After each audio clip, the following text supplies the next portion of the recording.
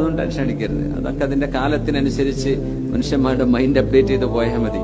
Tension അടിച്ചിട്ട് കാര്യമില്ല. 20 കൊല്ലം മുമ്പുള്ള മനുഷ്യന്മാരാണോ നമ്മള്? മാറ്റങ്ങൾ ഉണ്ടായില്ലേ? എന്നപോലെ സാധനങ്ങൾക്ക് മാറ്റങ്ങൾ ഉണ്ടാവും. അപ്പൊ സ്വർണത്തിന്റെ വില കൂടുക. ഖിയാമത്ത് നാളിനോട് അടുക്കുമ്പോ നബി സല്ലല്ലാഹു അലൈഹി വസല്ലം ഈ ഫുറാത്തിലെ യൂഫ്രട്ടീസിലെ സ്വർണം കണ്ടെത്തപ്പെട്ടു കഴിഞ്ഞാൽ ലോകത്ത് വലിയ ഇൻഫ്ലേഷൻ വരും. കാശ് മനുഷ്യന്മാർക്ക് വേണ്ട, സ്വർണം കൊടുത്താൽ വേണ്ട എന്ന് പറയുന്ന അവസ്ഥ വരുന്ന അങ്ങനത്തെ ഒരു കാലം വരുന്നു. അത്രക്കും അബൻഡൻസ്. കാരണം ഇതിന് വില കൂടാൻ കാരണം ഇത് കിട്ടൽ വളരെ റയറാണ്. റയർ സാധനങ്ങൾക്ക് വില കൂടും. സുലഭമായി ഇരുമ്പ് കുഴിച്ചെടുക്കുന്ന പോലെ കുഴിച്ചെടുക്കാൻ കിട്ടിക്കഴിഞ്ഞാൽ ഇതിന് വില ഉണ്ടാവില്ല, മാർക്കറ്റ് ഇടിഞ്ഞു പോകും.